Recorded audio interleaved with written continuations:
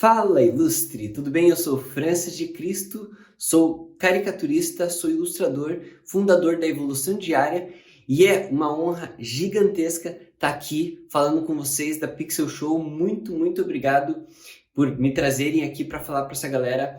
E eu vou começar hoje com uma afirmação que talvez nem todo mundo consiga concordar com isso, pelo menos inicialmente. Na minha concepção, todo mundo possui o olhar do caricaturista.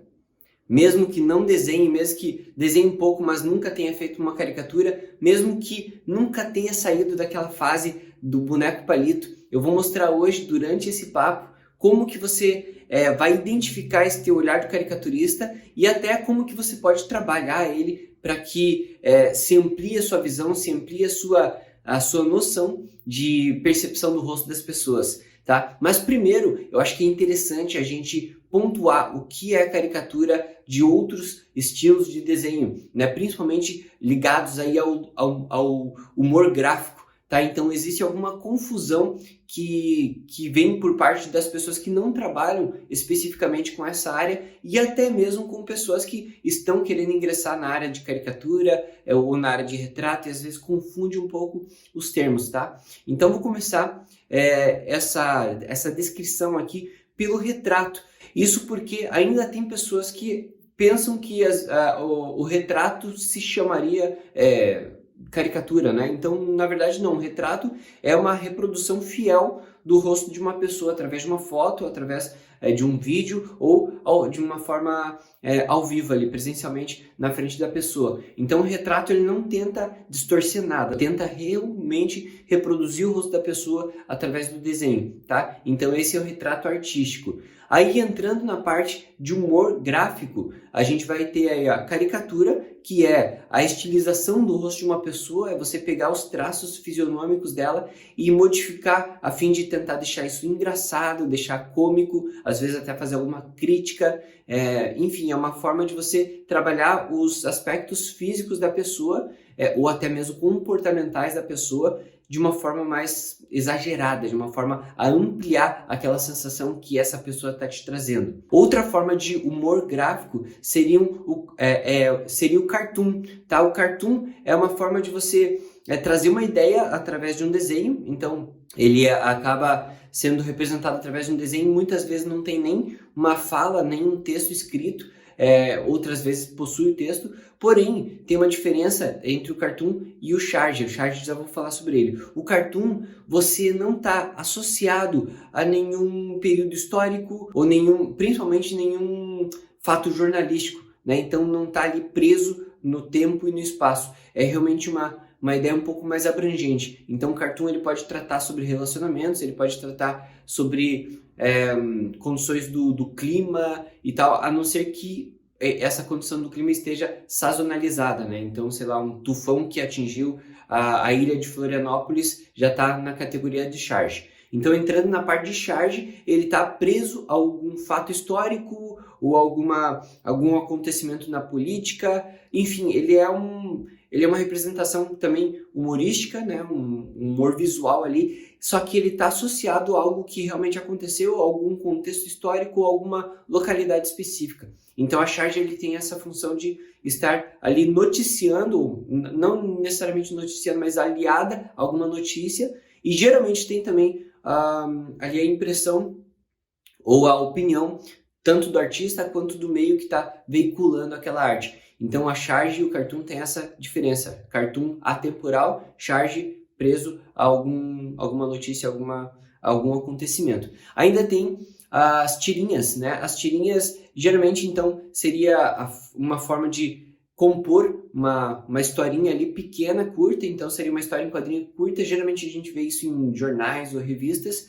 Também geralmente vai ter ali um conceito muito forte por trás, ou para trazer alguma crítica, ou para trazer alguma sensação cômica mesmo, né, de alguma situação. Então, voltando para a minha afirmação, eu creio sim que todos nós possuímos o olhar do caricaturista. Eu digo isso porque nós temos uma capacidade incrível de reconhecer o rosto das pessoas. né? Talvez você nunca tenha parado para pensar sobre isso. Então a gente tem realmente uma capacidade de distinguir milimetricamente o rosto de uma pessoa, e a comparação com o rosto das outras pessoas amplia essa nossa capacidade. Então, para você entender como a comparação nos ajuda a entender o rosto das pessoas, imagine que você marcou de encontrar com um amigo dentro de uma feira grande, um evento grande.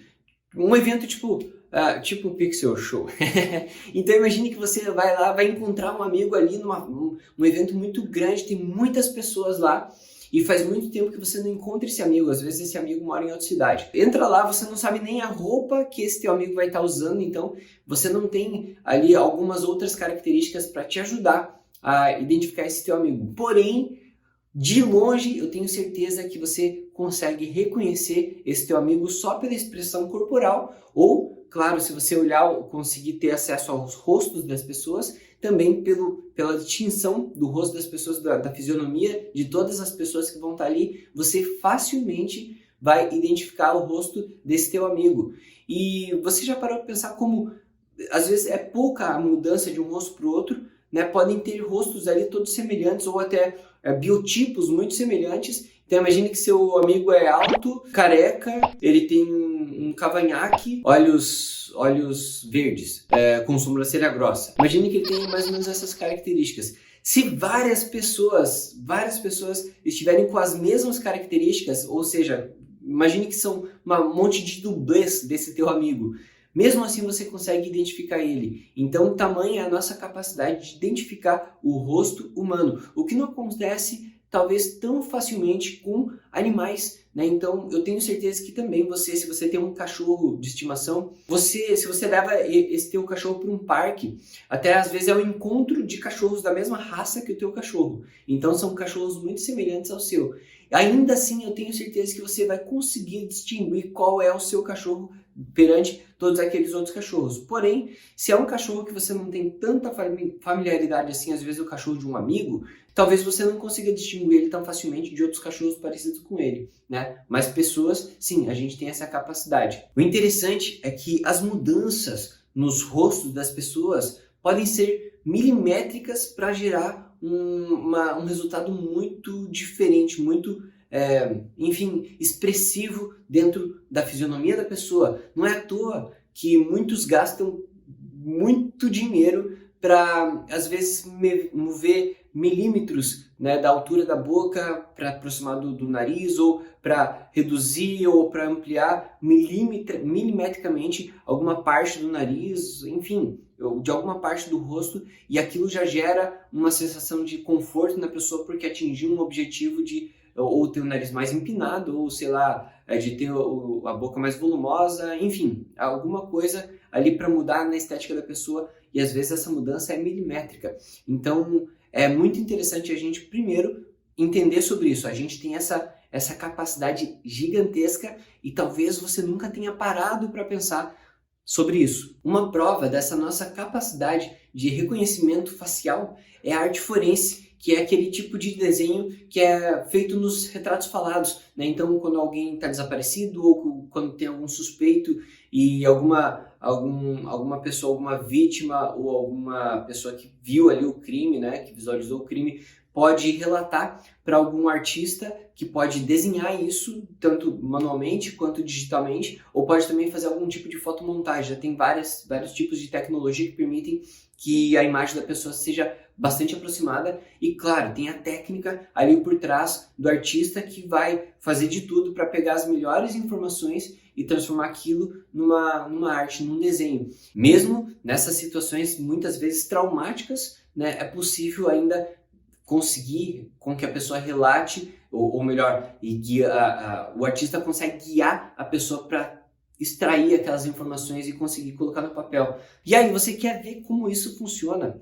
Eu tenho uma experiência simples que eu posso fazer com você agora mesmo. É o seguinte, imagine que você precise descrever as características do seu pai, ou sei lá, algum amigo próximo que você queira, enfim, irmão, mãe, alguém, tá? Então pense bem certinho nessa pessoa e eu vou fazer algumas perguntas para você. Vou começar pela idade, né? Então, qual é a faixa etária que ele tá atualmente, né? Outra coisa que influencia a altura dele, mais ou menos, assim, Você sabe dizer se é 1,70 m, 60, 50, 80? O rosto dele é mais achatado, ou seja, mais fino assim pro lado, mais alongado, ou é mais arredondado, tá, o formato. Ele é maior em cima e menor embaixo, ou é maior embaixo e menor em cima? O cabelo, né? Ele tem cabelo, como que é o preenchimento do cabelo dele? Tem entradas grandes, ou ele é calvo, ele é careca aqui na frente? Ele tem um cabelo grande, é caído, é cacheado, é liso, se é espetado, às vezes é aquele cabelo tipo dunga, né? A testa é grande, é larga para os lados, ou é só alta? Tem muitas marcas de expressão, ou é mais lisa? Sobrancelha é grossa, ou é fina? Tem muitos pelos ou pouquíssimos pelos? Então, várias características você pode ir pensando aqui. Eu não vou abordar todos os atributos, porque a gente tem uma questão de tempo aqui, mas se eu fosse abordando todos os atributos e te ajudando, principalmente se eu tivesse esse feedback de você me falando, mas a boca eu acho que é mais fechada no meio. Enfim, a gente vai conversando e chegando a conclusões a ponto de entender, do artista conseguir entender como é a característica dessa pessoa. E para você descrever essas características para mim, não necessariamente você precisa saber desenhar, certo? Mas você consegue distinguir, né, cada característica e entender. E aí, onde que entra o olhar do caricaturista? Onde que entra a parte de caricatura aqui, né?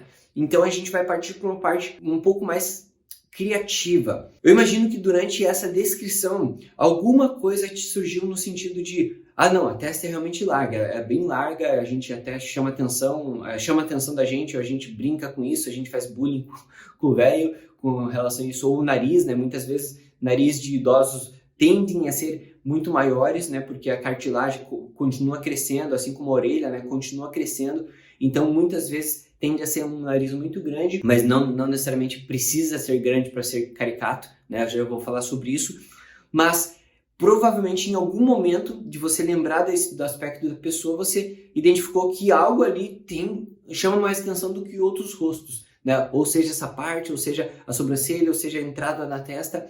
Então, essas partes que vão te chamando a atenção no aspecto do rosto da pessoa, elas podem ser valorizadas na caricatura. Claro que vai ser um resultado do todo do rosto, qual a combinação do rosto, né? Porque às vezes a pessoa tem a testa grande, mas o queixo é muito imponente, é muito grandão, chama muita atenção e deve ser mais enfatizado do que a testa que realmente é grande, mas naquela pessoa específica não precisa ser tão grande assim. Esse olhar caricato, né? Esse olhar mais criativo, a gente pode identificar de outras formas também. Muitas vezes a gente compara uma pessoa com animais, né? Você já viu aqueles donos que parecem com o cachorro, ou o cachorro que parece com o dono, né? Então fica aquela coisa meio engraçada, assim, de você ver uma pessoa andando com o cachorro, parece que tipo, é uma cópia da pessoa ali em quatro patinhas, né? Ou até quando você associa a aparência física da pessoa, principalmente a cabeça, com algum objeto ou alguma fruta. Então, às vezes acontece, né, de você bater o olho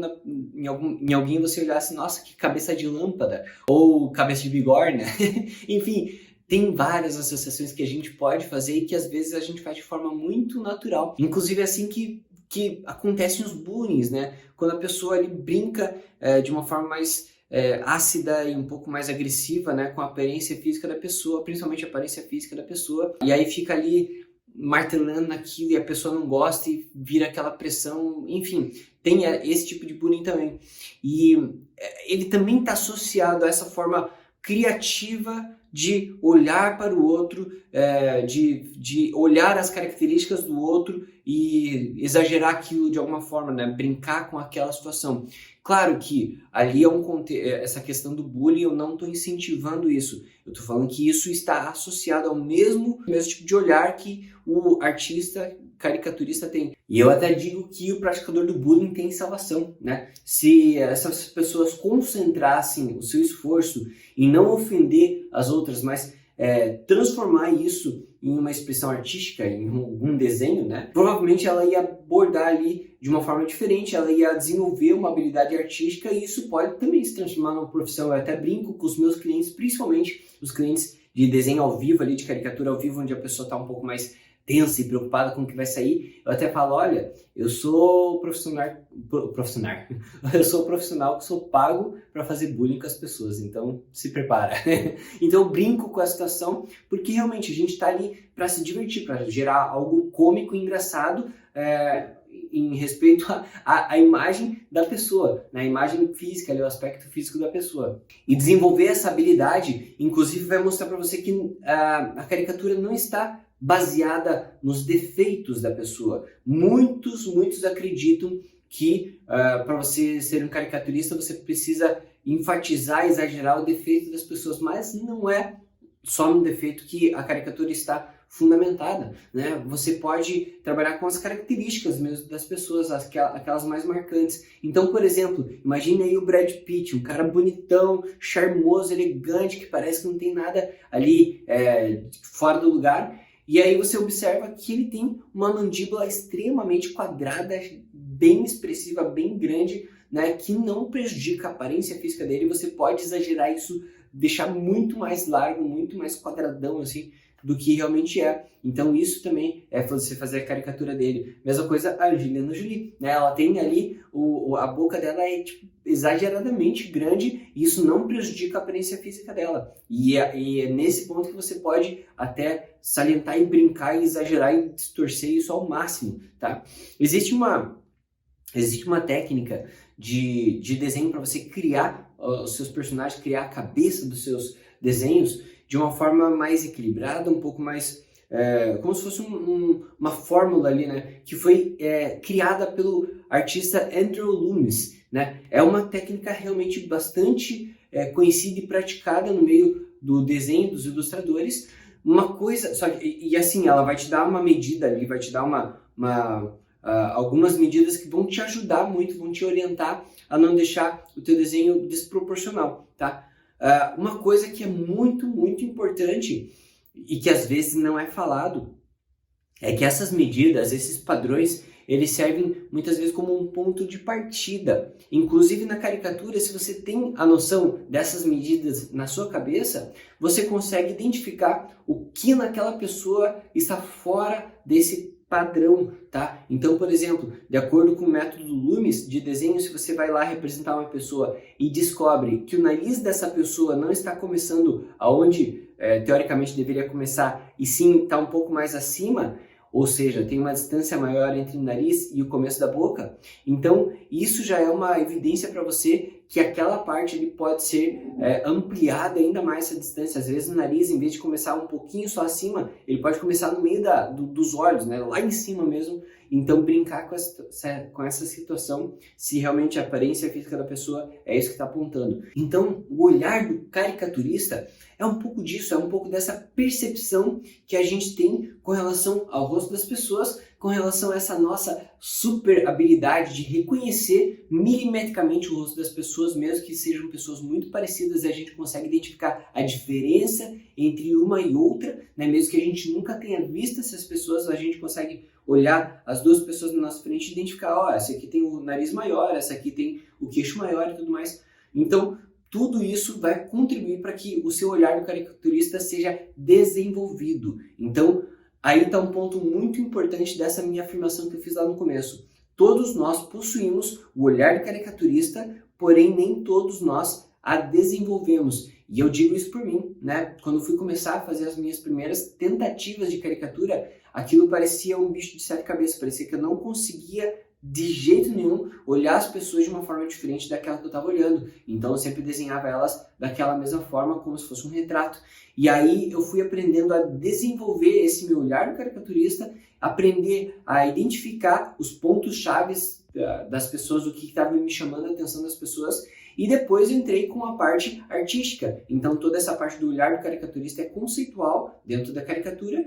E aí vem a parte da técnica, a parte de você colocar no papel ou no computador aquilo que você observou na pessoa, né? E brincar com os aspectos dela ali. Então você desenvolve tanto a parte conceitual quanto a parte artística, né? Isso eu faço inclusive com os meus alunos nos meus cursos, né? Eu tenho vários cursos, tanto de pintura digital quanto de criação de personagem, e agora, mais recentemente, eu lancei um curso online também de caricatura. Então, dentro desse curso eu falo tanto da parte conceitual quanto da parte artística, né? E para você saber quando vai ter uma nova turma desse curso de caricatura, ou até acompanhar meu trabalho mesmo, ver as caricaturas que eu tenho postado, a caricatura dos meus alunos também, eu sempre estou divulgando eles. Então, acompanhe no Insta, né, @evolução diária, e também tem o canal do YouTube, né, que é Evolução Diária Francis de Cristo. Bom, basta você procurar por Evolução Diária lá no YouTube também que você vai encontrar meus conteúdos. Inclusive, eu gostaria de agradecer profundamente ao pessoal da Pixel Show por esse espaço maravilhoso que eu estou aqui nesse palco virtual, mas é um palco de qualquer forma. Eu agradeço demais por ter me recebido aqui para falar um pouquinho mais sobre a caricatura. Show de bola, gratidão. Eu vou ficando por aqui. Eu sou Francis de Cristo e continue com a sua evolução diária. Tchau, tchau.